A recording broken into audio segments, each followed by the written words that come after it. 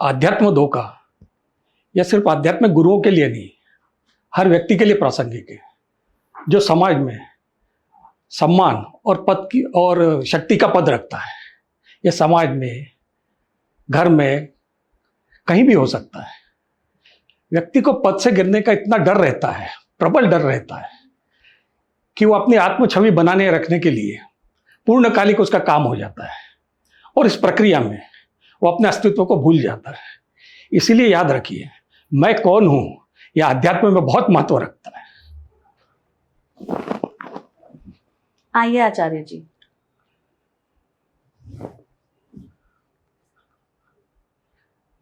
मैं कौन हूं, किसने मुझे आचार्य बनाया? युवावस्था में देशभक्ति से प्रेरित होकर मैं समाज सेवा में कूद पड़ा था। इस देशभक्ति के धारा में तैरना मेरे लिए बहुत थका देने वाला था।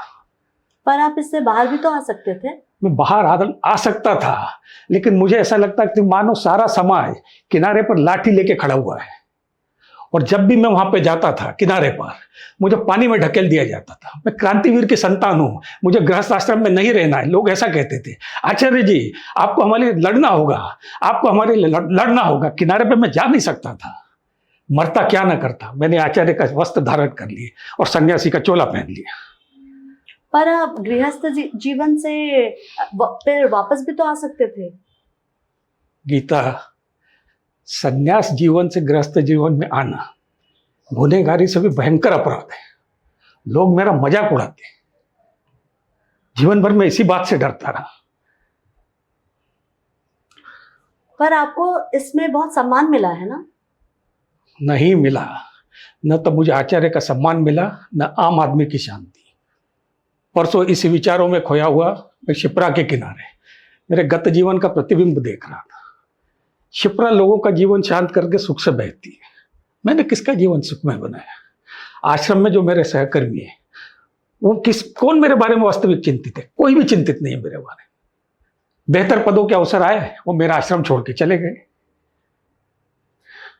पर आपको अपनी भावनाओं पर नियंत्रण पाना तो आप सीख लिए होंगे। नहीं सीख पाया। मैं अपनी इच्छाओं पर विजय नहीं प्राप्त कर सका, बल्कि उसे दबाने की मैंने कोशिश की। मेरा अहंकार बहुत प्रबल था।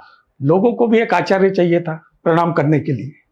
मुझे भी अच्छा लगता था, कभी कभार वो मेरा पैर छू लेते थे, मुझे अच्छा लगता था, उन्हें भी अच्छा लगता था।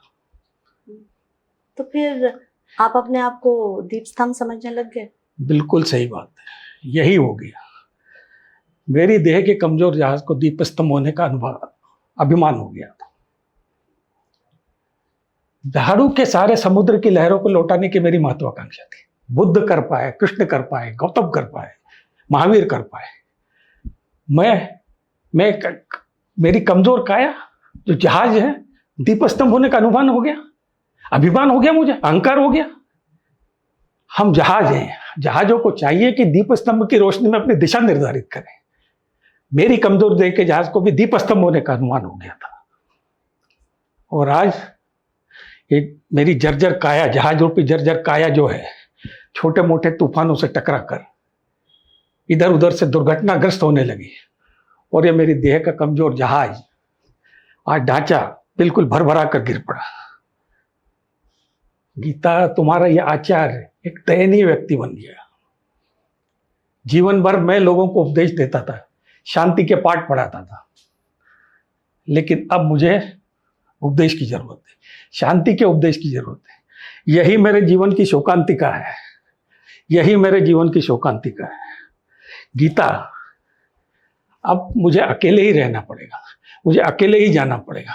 तुम मेरा साथ छोड़ दो, अपना गृहस्थ आश्रम व्यतीत करो, अपना गृहस्थ जीवन अपनाओ और मुझे अपना अकेला छोड़ दो। मुझे जानता हूं कि मुझे कोई सुनने वाला नहीं है, कोई मुझे सुनना पसंद नहीं करता, लेकिन फिर भी मुझे बोलना होगा, वरना मैं पागल हो जाऊंगा। गीता, मैं पागल हो जाऊंगा, वरना मैं पागल हो जाऊंगा। गुरुदेव ने कहा है ना, एकला चालो रे, एकला चालो रे। तो मुझे अकेले ही जाना होगा, अकेले ही जाना होगा, अकेले ही जाना होगा।